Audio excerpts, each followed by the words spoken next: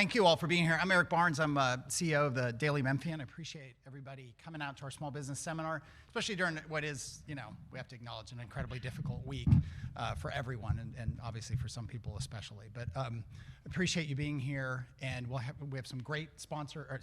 We have some great sponsors too. We have some great speakers that you'll get to hear from. We'll also do, if you looked in your program, we'll do Q&A with all of them, so you'll get a chance to ask questions after they've each spoken. There'll be a video of this that goes online after that, and so on. This is one of our about 4 or 5. Generally, we do when it's not COVID seminars we do every year. We have seminars coming up. It's on the back of your agenda in October. Developing Memphis, looking at some of the biggest developments that are going on all over the greater Memphis area. And in December, our commercial real estate seminar. Both those will be here, and again, the dates and registration, all that information is in your seminar. We did a Women in Business seminar back in, I think it was February. That was fantastic, so you can go and get that online as well. And if you're not, I hope you all are subscribers or readers of the Daily Memphian. If you're not, please do check us out. Subscriptions really matter to us.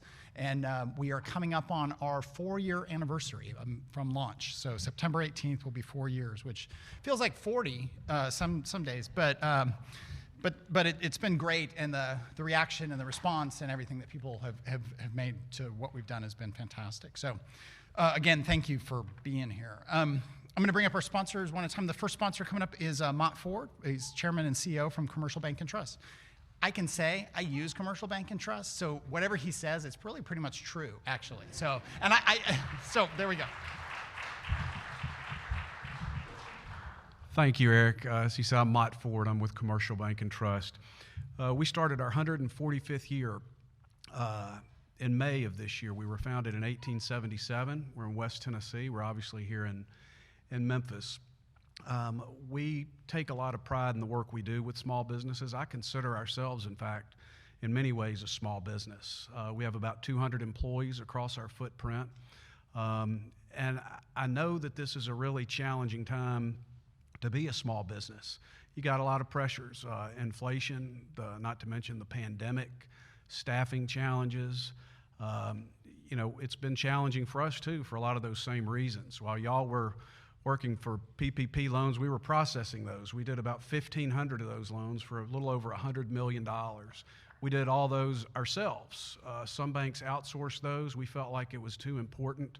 We wanted to be involved with our clients and partner with them and handle each one of those individually, which we did. So I'm very proud of our group. Some of our bankers are here. We've got a lot of experience in small business. Our lenders have a lot of small business banking experience. We have great treasury management services, and we truly enjoy partnering with small business. It's big business to us and a big part of who we are. So thank y'all for being here. Thank y'all for everything that y'all do for the economy in Memphis. It's really true that small business drives the job gains, and y'all are the job creators, and we appreciate everything you do on a daily basis to support and grow the Memphis economy. So thank y'all very much.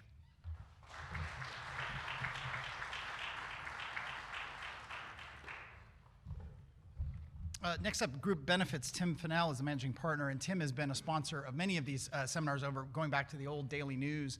So thank you again for being here, Tim.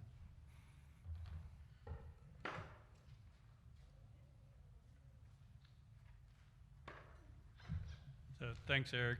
Yeah, we're a proud sponsor and have been going back to the old ACA days 12 years ago, I guess. And I can't remember a time in history where benefits have played a more important role in attracting and retaining employees. I mean, it's such a challenge today to get and keep people. Our job is to help companies like yours provide the most comprehensive benefit package possible without breaking the bank. Our firm merged with the Lara Group, 5 years ago. Lara is now the 7th largest broker in the country, and our office is the largest benefit broker for companies with fewer than 500 employees. So please just let us know if you want to take a look at your package, see if there is a way to enhance the benefits without extending the budget. Thanks.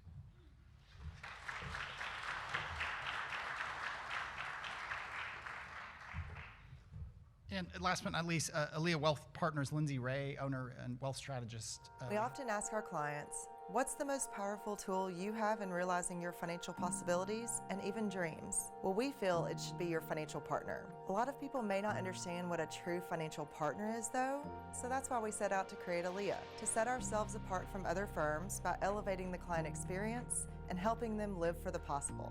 As a certified financial planner, I take great pride in making sure that each client not only has a well thought out financial plan at the core of their wealth strategy, but also in considering other areas related to wealth, tax strategies, estate strategies, life insurance planning, and so much more. We want our clients living and enjoying their lives. And while allowing us to play a part in their financial life, they have the confidence to know that they can live how they want, retire when they want, and create a legacy for generations to come. That's the powerful difference of a partnership. That's what living for the possible is all about, and that's the Aaliyah way. Our first speaker today is Rick James. He is the owner and CEO of Castle Group, Castle Retail Group, which operates 5 different grocery stores in Memphis, 3 Cash Savers, High Point Grocery, and the newly opened South Point Grocery, which is beautiful, by the way. I'm not just saying that because you're here. It's really great. My only problem with Rick is that he stole a marketing person from us years ago, right after we launched, Addie James, his daughter. I still thought it was a foul, and I didn't think it was very fair, but we're very happy for you, Rick, I guess. So, Rick James.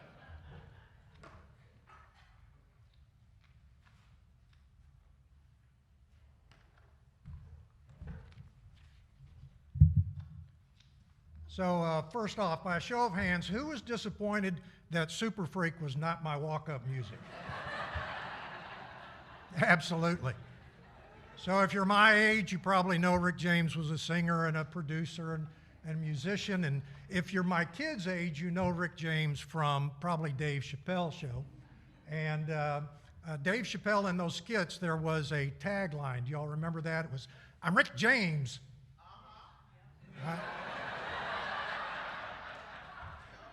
So I'm considering a run for mayor, and I'm thinking that is my campaign slogan on thousands of yard signs in Memphis. I think I get like 70% of the vote without even saying anything. So let me give you a little background on how I started in the grocery business, how I got to where I am today. My first job was at a little market in Union, Missouri. I was 15 years old. My dad had been to a Rotary lunch. The store manager told him he was looking for employees. My dad came home, told me to go get a job. I didn't know I needed a job. I was pretty sure that I was going to be the first left-handed second baseman in Major League Baseball. But alas, I got the job, and that was 51 years ago. Second time I got a job in the industry, I was a graduating senior at Morehead State University with a degree in accounting, and the placement office was helping me get interviews, and ran into the dean of the School of Business in the hall, and he said, "Hey, I see you didn't sign up for the Kroger interview." And I said, "Well, I've done the grocery thing, and I thought I'd get a job, like within my field." And he looked at me perplexed and said, "What, do you think Kroger doesn't have accountants?" They do, as it turns out, but I had to go through the management training program. I ended up enjoying the interaction at store level and ended up staying there. And as with most national chains, it was a great place for me to learn about the business. Now, I'm not sure if there is a independent operator gene, but the notion to own your own business, I do believe, is a seed that is planted and has to be nurtured along as it goes. When I was working for that Frykes Market, the F burned out on the sign, and so my dad picked me up from work one night. The backdrop in the night sky said Rick's Market. And I turned to my dad and I said, "See, I could own my own store." And the lecture on the way home was about getting my head out of the clouds, go to college, and get a good paying job. So the first question, if you plan on going into business, if there are any budding, hopeful business owners out there, is do you have a burning desire to go on your own? And a lot of us do. But the very first thing you need to do next is you have to be able to answer, what's the compelling reason someone will do business with me? Your banker and the academics will tell you you're writing a business plan. I'm telling you, simply answering the question, what's the compelling reason someone is going to shop with you, not with someone else? If you want to be an insurance agent, why am I going to leave my insurance agent for 20 years and bring my business for you? Might be price, might be promotion. For us, we ask our managers every day, what's the compelling reason why our customers are here today? What's the compelling reason they're across the street at your competitors? And you have to be able to answer that question. Might be price, might be promotion, might be friendliness, cleanliness. There's a myriad of reasons, but you have to be able to answer that question. I spent about 11 years with Kroger Management. My last stop was in 1985 in Owensboro, Kentucky, where Kroger had 3 stores that were failing miserably, and I was sent in to the best of the bad to see if there was any chance to turn these stores around. The reclamation was successful, and as a side benefit, I got to go meet with a division president, some executives, my boss, and I got to give them kind of a detailed, what did we do that was right? And so I did. I offered ideas that I thought were being overlooked by an organization that fed all of their initiatives from the top down. They listened to my spiel, and when it was over, the division president, who was my boss's boss's boss, leans across the table, looks me in the eye, and he says, "You know, Rick, that's your problem. You think too much." So the third aspect of being a small business owner is that you don't want to work for somebody else. Now, it's not that you don't play well with others. You're certainly going to need a lot of collaboration over the years, but it's that you need the freedom to implement solid strategies and initiatives without running through a filter that lacks your vision and commitment. Did that sound bitter? So maybe you've experienced the same. You had an idea that would solve a problem in a department in your company, and you gave it to your boss, and your boss went and told it to his boss, and the answer came back no. So was the idea a bad idea, or did your boss just do a crappy job of presenting it? Now, the small business owner in you will say the latter. I came to Memphis in 1987. My wife, Kathy, and I had been married 3 weeks when Memphis became our home for now the past 35 years. We've raised 3 incredible children, all native Memphians, 2 U of M grads, and all of them now work for the family business. Taylor is our Vice President of Merchandising. He oversees our small format stores, and he's better known as the Memphis Beer Guy. Addie, who I stole from the Daily Memphian, is our Marketing Director. She is our social media guru. She's trying to bring me into this new world. And Lauren is heads up our Human Resources Department as well as assisting in our accounting department, and she is my baby boomer therapist. She's really trying to make me not be such a boomer. Though I'm proud of it. I was recruited to Memphis by Malone and Hyde, that was a regional grocery wholesaler that supplied most of the small independent grocers around this area, and it gave me the opportunity to see the business from another side while still interacting with independent grocery store operators, where I eventually hoped to end up. I then took a job with a private company in Memphis, Piggly Wiggly Memphis, and I ran that company for 14 years. In 2004, Kathy and I bought 4 stores of our own and have owned our stores for 18 years now. The lifespan of an S&P 500 company is less than 20 years. And for an independently, privately owned business, it's half of that.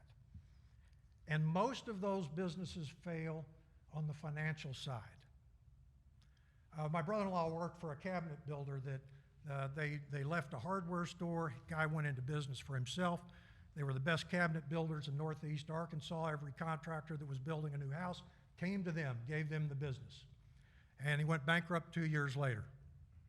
Now, it wasn't that he forgot how to make cabinets. It wasn't that his quality diminished. It wasn't that their marketing was no good. It wasn't that they didn't have jobs in the hopper ready to go. It was that he did not understand the financial side of his business. He forgot to accrue taxes. He kind of went slow on paying his suppliers. And he didn't bother figuring up new cost and materials so that he could quote a job correctly. And he went out of business.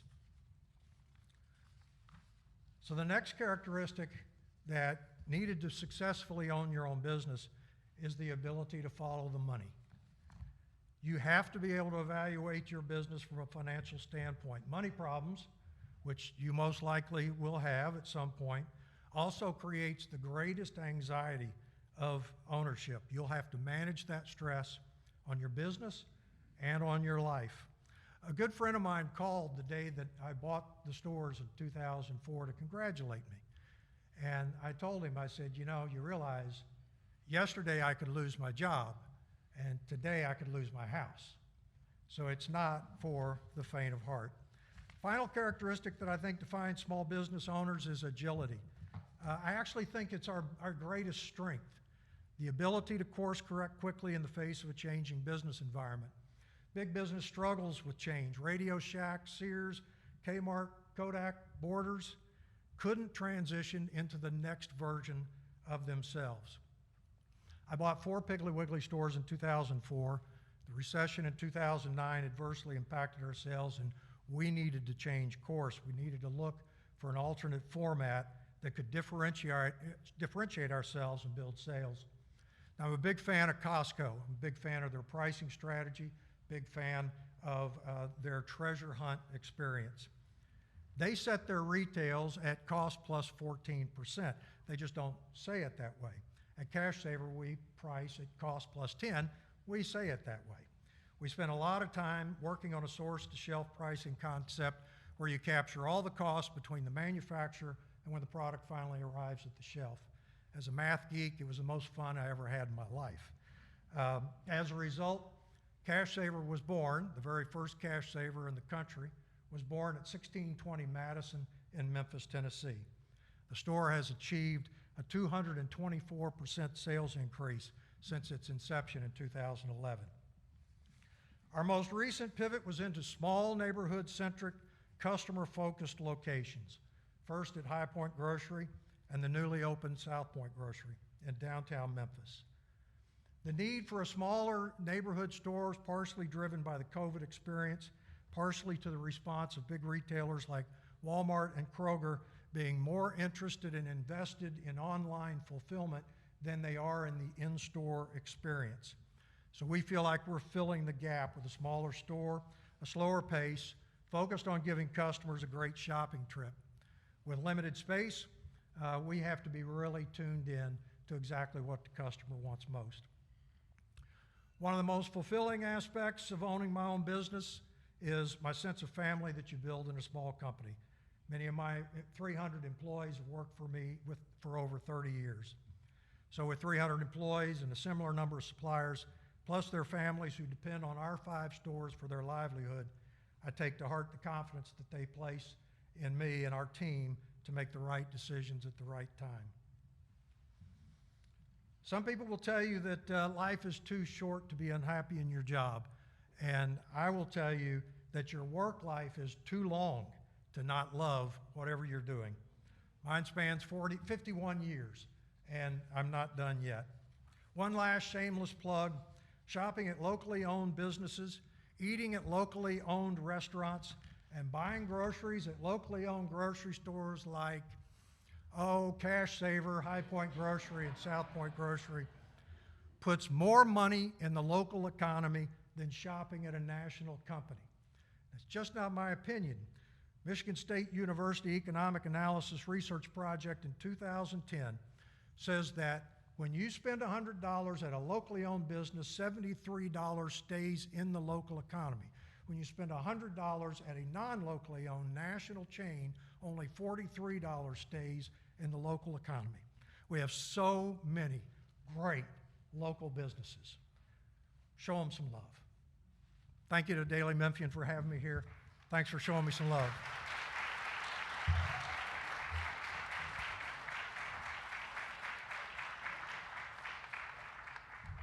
That was awesome. Our next speaker, and again, we'll do Q&A if you came in late, I don't know, but we'll do Q&A at the end, so we'll definitely get to that. Our next speaker is Chef Tam, Tamara Patterson. She is owner of Chef Tam's Underground Cafe in Memphis, Chef Tam's Express in Arlington. The cafe in Memphis has been open since 2017, and although she's a transplant to the city, she's made it around. So Chef Tam, come on up. So I'm not going to be, I won't say as studious. I'll just say I'm just gonna be me. I'm a good Texas girl living in a Memphis world. And I wanna talk to you guys about following your dreams. It is the scariest. It is the absolute most exhilarating thing you could ever do. I moved to Memphis in January of 2015. I came here to do some ministry work with a friend, and I was so excited because all I'd written down was Parkway and went to Germantown, and I was so excited because this was so new and everything looked so great. And then got a job because you gotta eat, right? And I worked for a charter school as the food services provider. And these kids went from not eating at all to eating every day, coming to ask for extra apples. And I felt great. I'm feeding 250 kids in the city that may not be eating when they go home. And the school closed. When the school closed, I'm pretty sure you guys know Christina McCarter from Feast and Grace. She said, hey, there's a building in Cooper Young you should go look at. And I went by, and when I went by, I pulled up, and I was like, yeah, no. Yeah, no. It's a little bitty house, and I pulled off. I didn't even go in. The broker was looking out the window, and I was, you're gonna be in there by yourself, buddy. And so I went home, and she called, and she said, hey, did you go in? Did you like it? I think it's a great place to start. And I said, yeah, so I don't like old stuff. And when I went over there, it was like an old house, and she's like, I know you think it's old, and I know you think it wouldn't work, but I really think you should go back. And so I called the broker, and I'm like, this man is gonna think I'm a joke, because I know he saw me sitting outside. And so I pulled up to 2299 Young Avenue, and I literally prayed. And I said, God, I know the Bible says only the wicked ask for a sign. I'm not trying to be wicked, but I need a sign because this is ridiculous. And literally, when I said amen and opened my eyes, the street sign was Bruce. Bruce is my dad's name. Bruce is the chef whose apron tails I ran around in the kitchen my entire childhood. So I was like, okay, this is the sign. Let's go see. I went in and I was like, this can't be the sign. No, this is not the sign. Long story as short as possible, I got that building at 22, or that house. It wasn't even a building, y'all.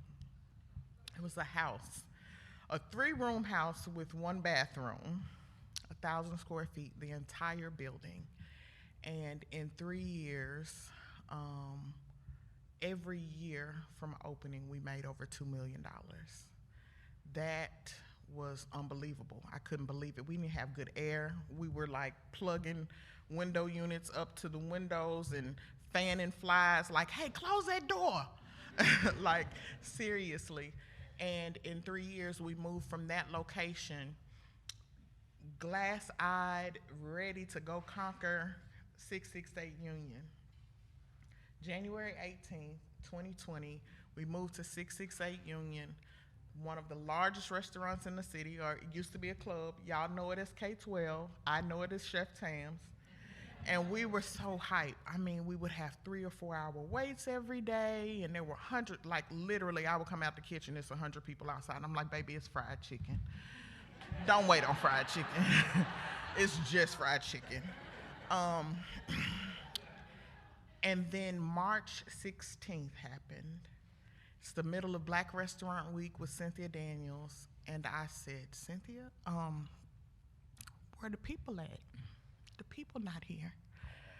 We had participated every year since we had been open, and we'd always had hundreds of people all day long, and nobody was there. And so in an instant, I became the mother bear that I am. I had to lay off all 38 employees, laid them off The 8 that we were able to bring back, I looked them in their face squarely and said, we're gonna hunker down and we're gonna get through this together. And so what we did for the next 2 years was defy everything that we were told by the health department, being, oh, you can go ahead and open just at 50%. And I'm like, we're not playing them games.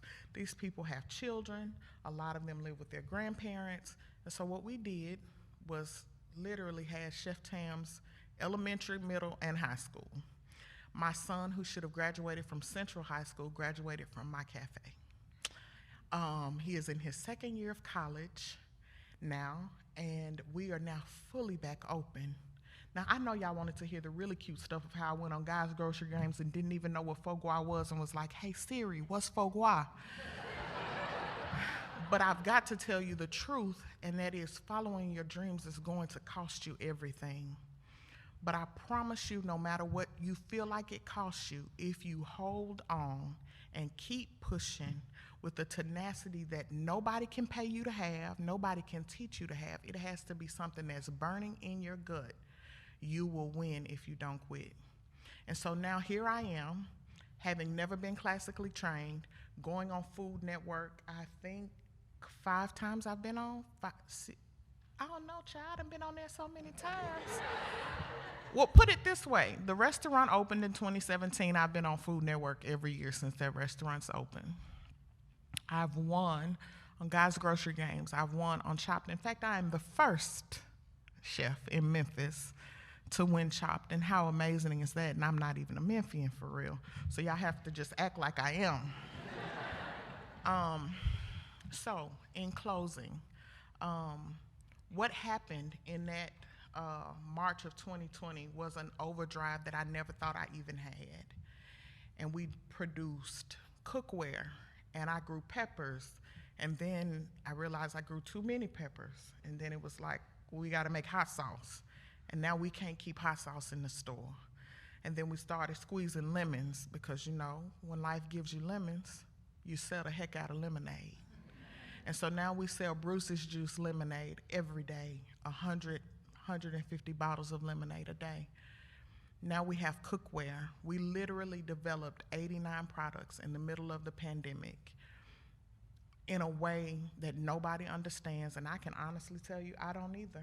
I just know that we selling the heck out of some skillets, and we're selling the heck out of some spices, and I'm coming to Cash Saver so my stuff can be in there, and I'm just saying, we're here together, so, I mean, you just need this big pop-up that says Chop Champion, and yeah. So, but seriously, y'all, chasing your dreams will be the longest run you'd ever been on, but it is absolutely worth it. We have now recovered. We have our employees back. We've opened another location in Arlington, Texas, that is strictly to go because we mastered this to go thing, honey. So we have a location that's about 5 minutes from the Cowboys Stadium. It's to go only, and y'all are gonna be the first to hear something. Y'all ready? I'm about to open another restaurant in Memphis. Shh, you didn't hear that. Anyway, thank you guys so much for having me. I appreciate you guys. I told you I wasn't gonna take long. Now, I'm turning it back over to them.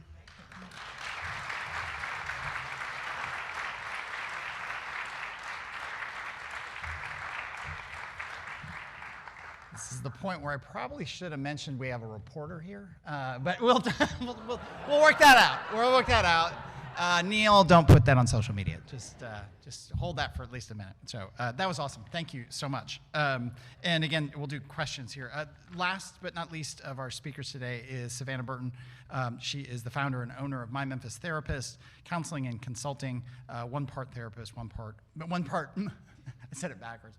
One part entrepreneur and one part mental health therapist. Come on up. Good afternoon, everybody. Daily Memphian, thank you so much for having me, and Natalie. I'm just honored to be here with the other two speakers. As a native Memphian and therapist, I feel like it's important to take a minute and just kind of acknowledge what has happened in this city this week. A lot of tragedy, a lot of loss. I'm anxious, I'm scared. I know a lot of you are. My clients are anxious and scared. My friends, my family, my employees. Almost thought about not doing this today, but then I thought, you know what? I love Memphis. I love Memphis. This is my home. This has always been my home. And what a better time to come up here and talk about mental health, because that's what I do.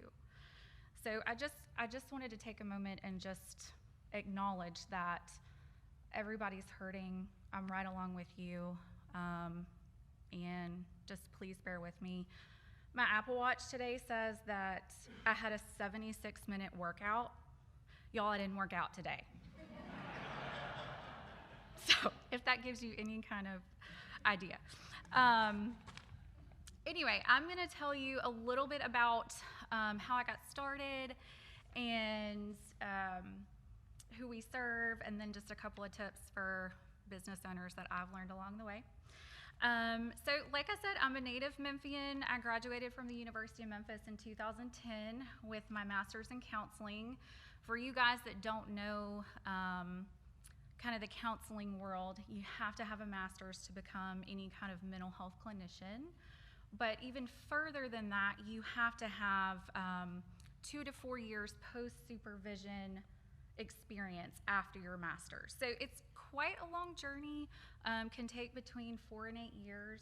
So after graduation, during that licensure time, I worked in a variety of settings, which I think helped me kind of make the leap into entrepreneurship now. I started in acute mental health, so I don't know if you guys are familiar with Parkwood, kind of lakeside inpatient psychiatric hospital setting. I spent a good chunk of time at an intensive outpatient setting, and then before I made the jump, I spent a lot of time on the business development side, which I think a lot of therapists don't get to do. I think that really taught me a lot of marketing and the business side, which if you know any therapists, that's probably not usually our strong suit. We don't take any business classes or anything like that in usually our undergrad or master's, so I'm very fortunate to have that experience. So it's always been my dream to own my own practice. Graduated in 2010, 10 years later, what happens in 2020? Pandemic, right? Everybody's world's turned upside down, including mine. And at that time, I'm a wife, I'm a mother. At that time, my children were 3 months old and 4 years old, so very little. And COVID really helped me notice a couple things just about what was going on in my field. The first thing was everybody was anxious during the pandemic, but the difference now was that people were talking about anxiety, right? Like I was hearing it a lot, and I was like, oh my gosh, this is becoming normalized. And the second thing was telehealth was becoming popular and more normalized. And if you would have asked any clinician prior to the pandemic to do a telehealth session, they would have kind of looked down on that, including myself. I mean, I'm guilty of that. It was not a thing. But COVID, I mean, it kind of forced that upon us, right? So it got me thinking about a couple of things. You know, maybe I can start my own telehealth practice and do 100% telehealth. I don't have to rent an office space and just kind of ease my way into it. So before I made that leap, I had this kind of calling of everybody's talking about this anxiety and how they're feeling of the pandemic, and I want to put psychoeducation and information out there about mental health to the community. I felt like no one was really doing it here, and I created an Instagram platform. I'm sure you guys are familiar with Instagram. So on the left there is kind of what I started with. Made all my own content. Downloaded Canva, big learning curve. But this was a popular post, sign someone is good for your mental health. I would post things like that 2 or 3 times a day, or 2 or 3 times a week. This was pre-TikTok, pre-Reels, Instagram, so just kind of graphic stuff. And this was November 2020, so still full-blown pandemic. And then on the right is just an example. Now we're all into the videos, which is mostly what I do currently. I make a lot of fun of myself, so you guys should check it out. This one is more educational than I'm about to show you guys, and I'm pretty sure it doesn't have audio, so I apologize, but I'm going to just show you so you get the picture. Oh, it does! Oh, yay.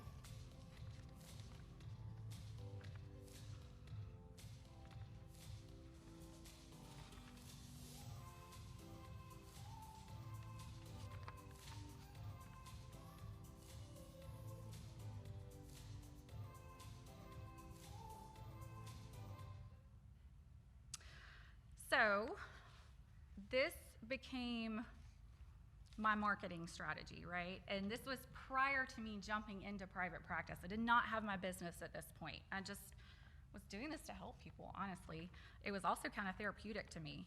Fast forward a couple months, and I decided to make the leap and go out on my own.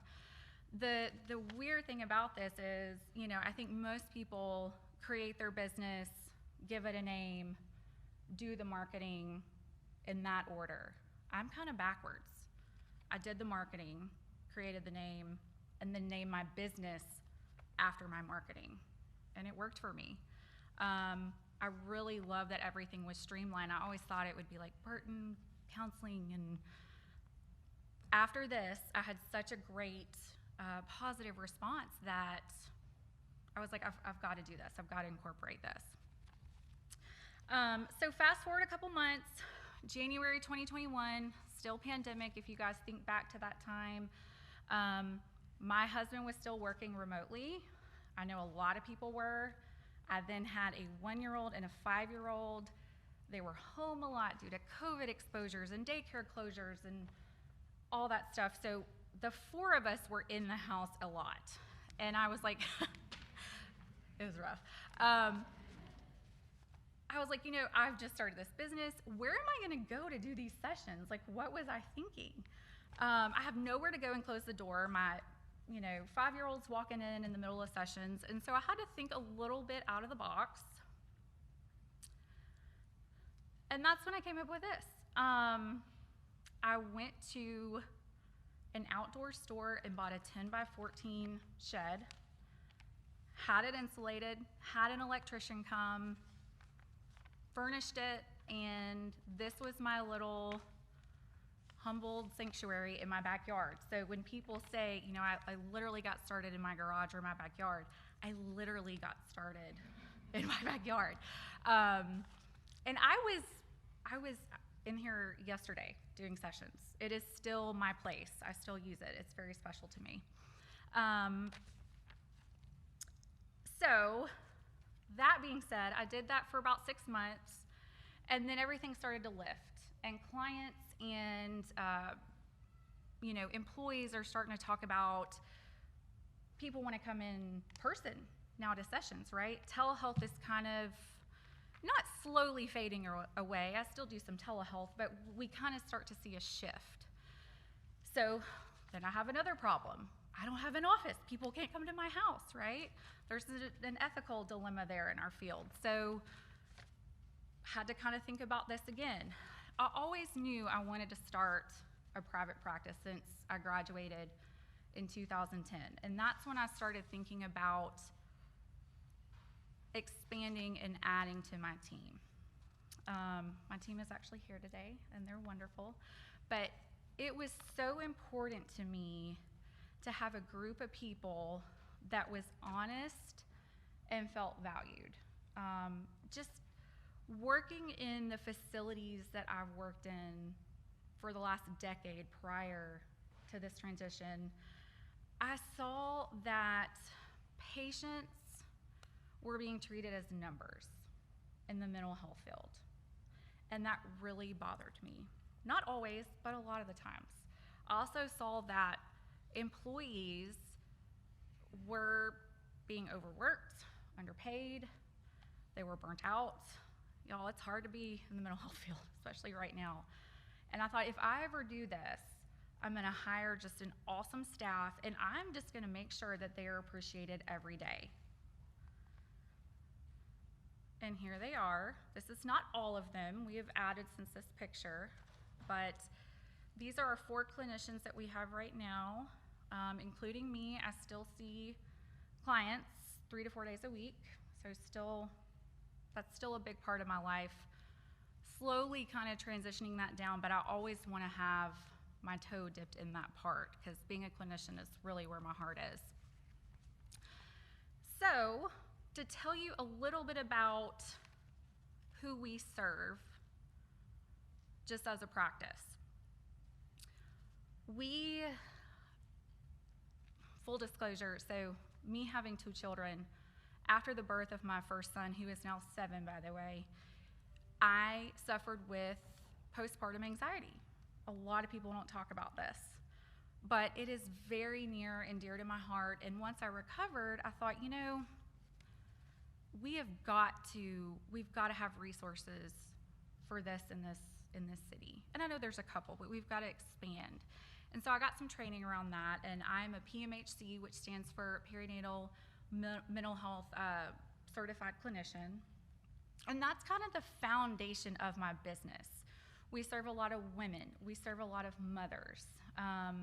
That's definitely not what we're limited to. We do have a pretty good amount of male clients, but everybody that I hire has a passion for helping women with those kind of issues. A lot of the common issues that we see are depression, anxiety, ADHD, postpartum mood disorders, disordered eating, grief, things like that. I also have a wonderful therapist on staff who is getting play therapy trained. So she sees ages 5 and up. She sees things like ADHD, autism, sensory processing disorder, behavioral issues at school or at home, and then also have a couple of clinicians who are awesome with teenagers. I am not one of those. I stick with the adults. But and then I just added student athletes. That's another kind of subset of all this that's also very near and dear to my heart. For the last year, I've been working with the University of Memphis and their student athlete population. After the pandemic hit, they let go of all of their mental health resources for the athletes. So I felt like something needed to be done there, and it's not that case anymore, but that's also a population that is special to me. And then I'm actually about to add to this team with a marriage and family therapist. So we're gonna offer marriage counseling, premarital counseling, and family therapy, which I'm super excited about.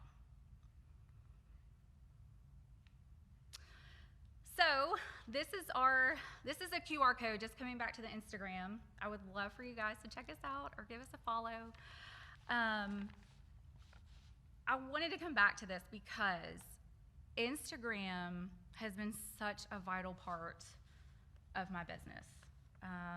I would just guess off the cuff, it probably accounts for 40% of my referrals. It's a big deal in my career. And they are also clients that are aligned with what I do because they can see who we serve through this platform. So, leading into that would be one of my pieces of advice if you're thinking about starting a business or you want to up your marketing game. I would say figure out your marketing piece. Pick a platform, and one platform. I picked Instagram because I was familiar with it. I liked the layout. If you do all 3 or 4 social media platforms, you will be burnt out so fast. So pick one of these. The other thing is that has really helped me is just having really solid work-life boundaries. I don't see clients after 3 p.m. It's important to me that I pick up my kids from school. I go to their flag football games. I am present with them in the afternoon. You know, I always joke, I quit a 9-to-5 to work 24/7. And I know myself, I would if I had the opportunity. I love to work. This is so meaningful to me. So those hard line boundaries, keep that in check for me to make sure that what's really important stays important to me, and that's my family. And then the last thing would be just consistency triumphs intensity.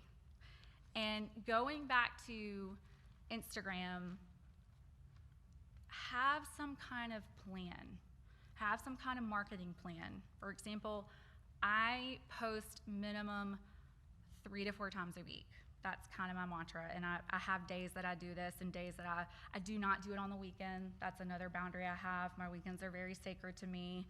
But I feel like those small steps every day add up to something great versus burning yourself out and taking huge chunks of your time, you know, here and there, and it's not consistent.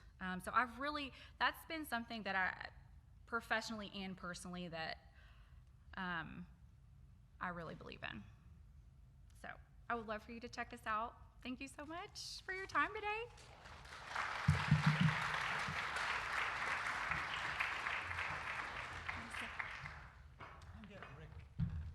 I appreciate everybody's stories, and thank you all for being here, and thanks for sharing all the good and the bad. I've told before stories I think at these small business seminars. My mom and stepdad were small business owners my whole life, and you know, the joke I make is like most people had normal lives where you went to school, you came home, work was work, school was school, sports were sports. Our life was work. Our life was the company. At that very early age, you know, that's what I did after school. I would load stuff and take stuff out, and it just, I didn't really know that's not how people lived. But I'm curious for each of you, you talked about some, but impact on family is a lot, right? I mean, I'll go to Chef Fam. I mean, do you successfully manage that? I mean, So no. Yeah. No matter what you do, something is going to get dropped or lost in translation. I did as much as I could in terms of my son's in the choir at Central, and so he did not open his mouth without me being there, which is why the hours at Chef Sam's are the way that they are, because his choir concerts are always started at 7:30. So people are like, why do you stay open so short a time? Because I gotta go to choir concerts. Yeah. But I grew up the same way. My dad owned a restaurant, and I did not want to cook because I had to polish silver at 7. Yeah. So, yeah. Yeah. Yeah. And we'll do questions in a second, but I just want to start for each of it. And Rick has the disadvantage of having his family here, so whatever you say is going to there's going to be like real-time fact-checking. Yeah. Well, I think growing up, the first thing was when we did get to go on vacation, they wanted to know why we had to go in to every grocery store in Destin. And what are we doing here? You're not buying candy or anything. Yeah, it kind of, it's a 24/7 kind of a thing. Last night when all was going on, and we closed our stores last night, and Addie actually had alerted me, and then we got on to social media. I didn't really know at that moment, but I called the president of our company, and I said, we need to shut them down. We need to shut them down now. But when he answered the phone, he said, when you call me at 7:51 p.m., it can't be good. Yeah. But it's an all-day kind of thing. You don't take off. But it's very rewarding. I really probably did a better job with my younger kids. My wife really wanted me to be present with them. I coached, much to their chagrin, I coached their basketball teams. And Taylor actually got his first, when he tells this story 40 years from now, when he's old and crusty, and when he tells this story, he'll say, I got my start in the business at age 10, cleaning the bathrooms at my dad's office. So that'll be an even really great story. you alluded to making sure with your kids, but other thoughts on, I mean, it must be a constant struggle. Oh, sure. Yeah. My husband curses my name every time I acquire a new office because he gets to build the furniture. So that's fun. But yeah, I mean, in mental health is also very unpredictable at times, right? Like you can have the best boundaries, but we've had instances where a clinician on a Saturday is seeing a 6 or 7 year old boy and he darts out the front door towards Poplar. And that's part of my responsibility. And I have to jump in the car and go tend to that. That's not very often. Those are emergency situations. But the boundaries and having just giving myself permission to not be on social media on the weekend has been the best thing for me, because it helps me keep that balance of during the week I'm going to hit it hard and I'm going to post and I'm going to put it at 110%, and on the weekend I get to breathe. Questions from people right up here. Yeah, and speak loudly if you could so everybody behind you can hear. Just to repeat, just so everybody can hear. How did Chef Tam know that going into the restaurant business was your purpose? So for me, believe it or not, I was a hairstylist. So I've always really worked for myself from college up. And about the last 2 years of me being a hairstylist, owning salons, I kept having food dreams. And when I say food dreams, I mean full recipes. And it was like irking to the point that I would just get up and jot down what I dreamt. And then finally one day I actually got up and cooked it. And when I was like, surely this is not real. And I got up and cooked it, and it was like, oh no, this is really good. And so I ended up putting those pastries in coffee shops when I was still in Texas. And so it was like, I think I'm being passed this baton. And just for the backstory, my father's mother was a professional baker. That's all she did until she was 92 when she passed away. And then my dad owned restaurants and catered my entire life. And so some things are just in you. Like his children have no right to do anything but grocery stores. And so they can't.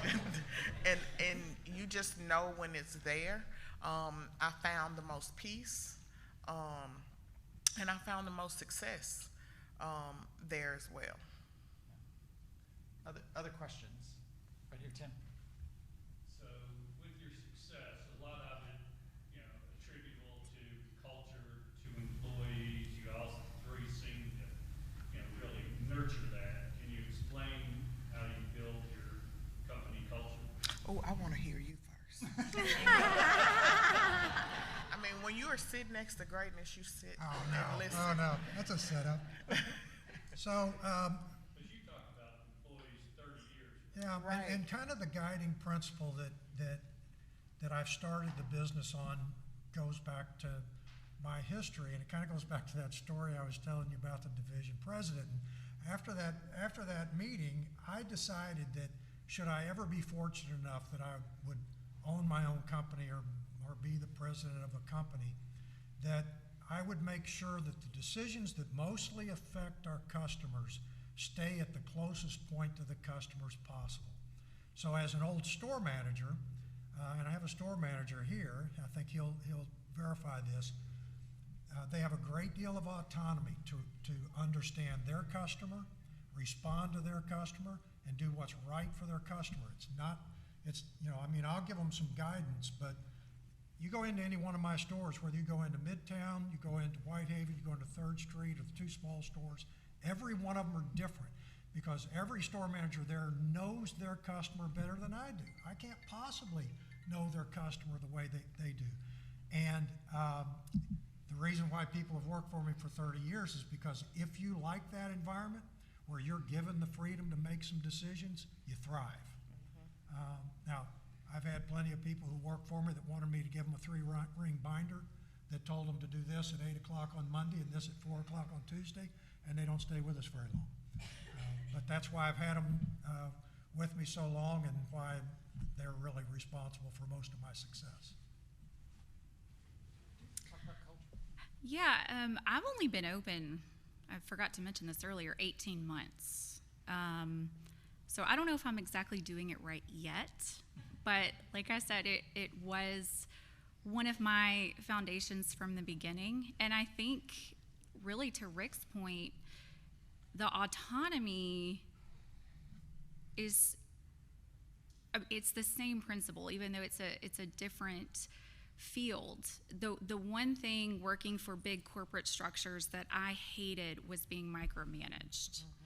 And I try my best to sway in the other direction from that. My employees know that my phone's always on, especially if they have a clinical question or there's an emergency. But at the end of the day, these are their clients. They're not mine. I don't know their clients like they do, just like the customers in his stores.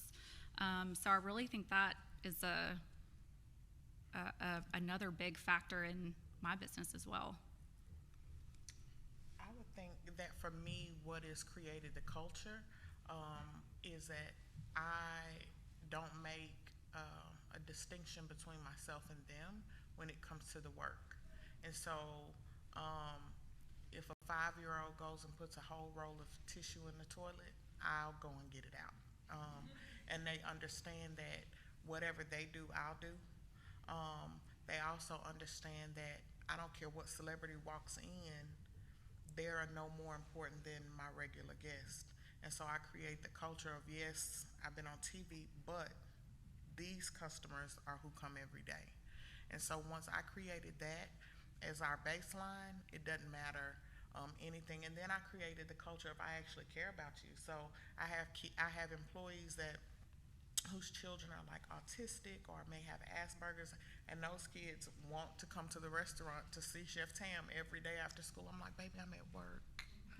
But once we developed that along just the straight line, then we had our culture of family. How do you do that with a place in Arlington? So I got a lot of miles. Yeah. But you can only go back and forth so much, right? Right. So I hadn't been there. Interestingly enough, this is how much family we are. July 6th, my restaurant manager got hit by a fire truck in Memphis and flipped 3 times. And on the 7th, I was at her house getting her out of the tub. Yeah. Because we are family. I mean, literally. Now, not blood. They're not my blood family, but we're family. And so I had to call the Texas manager and say, listen, I know you're used to seeing me 3 times a week. You're not going to see me until she can come back because I've got to hold this together. And so we do a whole lot of texting. As a matter of fact, she just texted me. Do you drive to or fly to Texas? Either one, fly or drive. 3 times a week? No, 3 days. 3 days. Okay, so, you spent 3 days there, 4 days. That's okay. I thought you said 3 times a week. I was just. It ain't. Wow, that's a lot. It ain't that serious. Yeah. It's just chicken. It's just chicken. If they can't fry chicken, they don't need to be there. It's just chicken. It's still a lot. It's still a lot.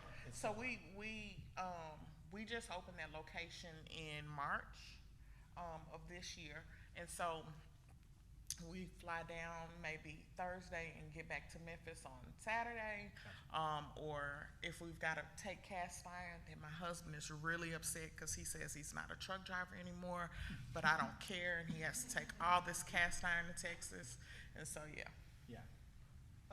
Other question? Yeah.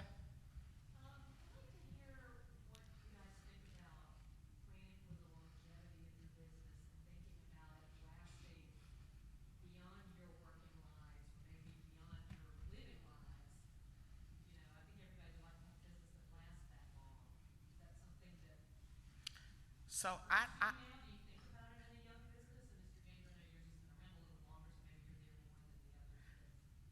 if you don't mind, I actually want to answer this because as young as I am, and I am young, I actually just had a health scare where they thought I was having a heart attack. And this was just 2 weeks ago. And I had to literally stop and say, this is not just for now. This is for my son and his children, and what does that look like? And so it was like, listen, I don't fry chicken no more. That's y'all's job. Listen, I'm not here to do anything. And so where I was so hands-on, I'm not doing that anymore because I've got to build this so that it can last long. I've got to build this so that I can pass that on to my son. And so what I had to do is quit being the person that touched everything and realize that I only have two hands, and that's why I pay all these people. And so now that means y'all will figure it out. Like, you'll figure it out. I think for me, I mean, my kids are so young, I can't even think about what they're going to do professionally yet. But in 18 months, I went from a shed in my backyard to now 2 offices on Brookhaven Circle, and we're already busting at the seams. So I do hope to further expand. I don't know what that will look like, but just big picture, I think it's important for me to model for my kids that you can have your own thing. You can put your all into something, and your passions and your dreams, and it can work, and they can see that, you know, this is what mommy's passionate about. That's kind of what my standpoint is as of now.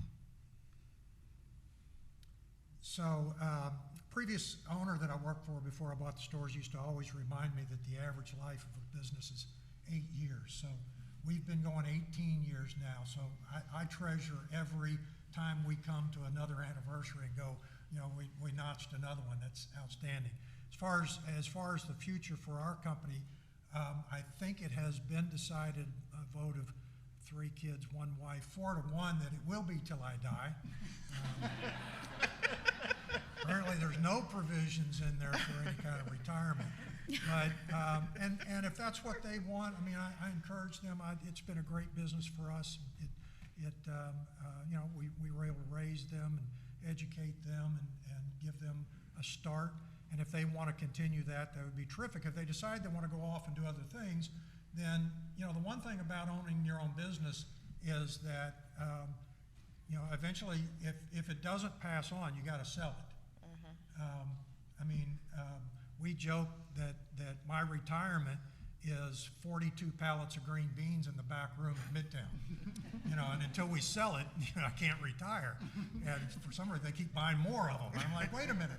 So, but either way, I mean, if they wanted to go do something else, we'd like to certainly be able to help them get a great start at whatever their dream might be. But if they want it, have at it. I have the advantage of seeing Addie's face, and it's hysterical. It's like we should have done one of those things where you have like an extra camera, you know, and you're just getting her. All three of the kids like ask you the same thing. So one more question. Or we get 2 more questions. Yeah, we'll do. Yeah. My question is, who was on the first teams that you assembled, and where would you say your capital grew from? Who are on the first teams? You mean the first employees, first partners?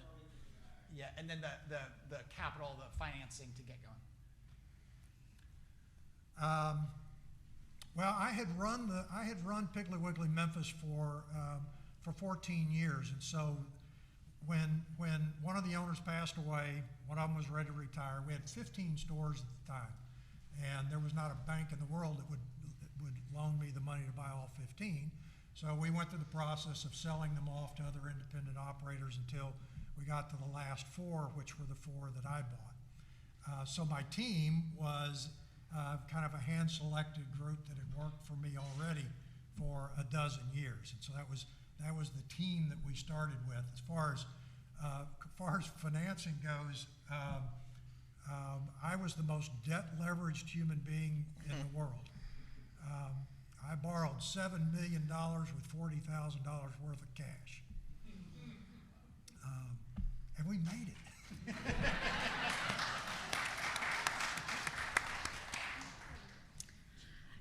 For me, when I knew I was going to take the leap to do this, I just started rat-holing money. I knew I would need a cushion in case this was not successful. Also told myself, I'm going to give this a year, and if it doesn't work, I'll switch gears. So I saved about $20,000 before making the jump.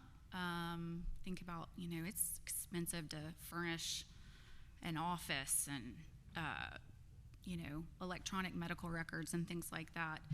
So, and my first employee is actually here. Her name's Madeline. I'm also her licensure supervisor. That's how we met. So she's still with me. So I guess for me, my first employee would be my son. Literally, he doesn't care if he sees another candy yam or piece of mac again. From that, it was literally this is my business manager. He literally manages my life. And he put the word out because I moved to a city with no family, no friends, no nothing. And it was like, we need employees. And so it's like, hey, you want to work for me? I fry chicken. And that's literally how we started the team. And financing to get started? I mean, Yeah, no, there was none. I got the little house. No joke. All jokes aside, I have been able to retire my mom, and I owed her that because my mom put all the stuff on her credit card for shit. She put everything on there, so I literally, in April of this year, retired my mom because, hey, and she didn't bother me about the bill, so yeah, that's how that happened. I'm going to do the one last question. Did you have a question in the back? And then we'll stay here. We'll have drinks. We'll have some wine and cheese and so on. But one last question in the back. So I was going to ask you, those of you that have family working for you, do you kind of make a dividing line when you go into the political office? Woo. And like,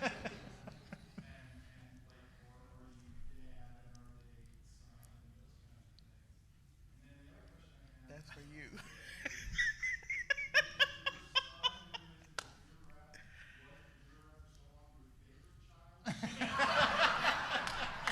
Nice. Very nice. I want your business card. I'm going to find a way to get back at that one.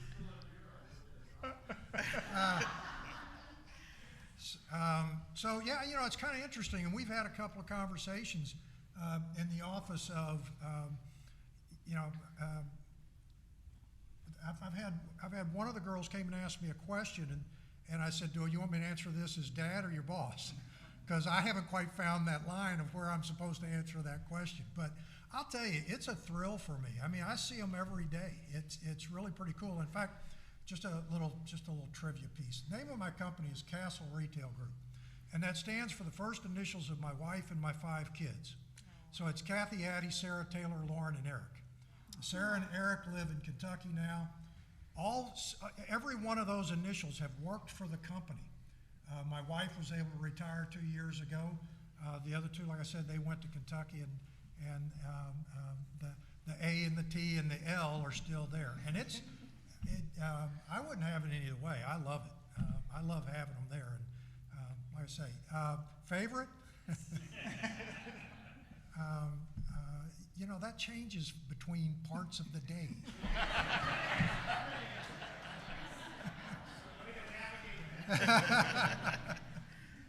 Yeah, I think I have a favorite, and I don't mind saying it. He's the only one. That's why. No, but for us, it is. I think I'm a bit hard on him because I'm not mama, and he'll be like, "But mama," I'm like, "No, I'm not mama," and he's like, "Okay." I'm only mama the days that he's not getting a paycheck. But all the other days I'm chef. But no, seriously, I think it's really hard for me because he's a boy, and you know how boys are with their mamas, and he just finesses me all the time.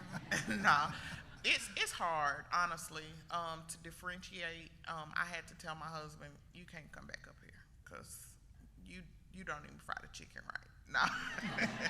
But yeah, it's hard, and I'm not gonna lie to you. I don't know, just like he said, you don't know which way it's gonna go. If he ain't mastered it in these years, I know I haven't. So yeah. And having a 5-year-old business partner, how is that working? Right. He's 7. He's 7. now. 7, sorry. Yes. So obviously my kids are too young, but some of you guys in the audience know my husband, but he has been wanting to come join me in this business venture for so long, and y'all, it's not happening. I can't spend that much time with him.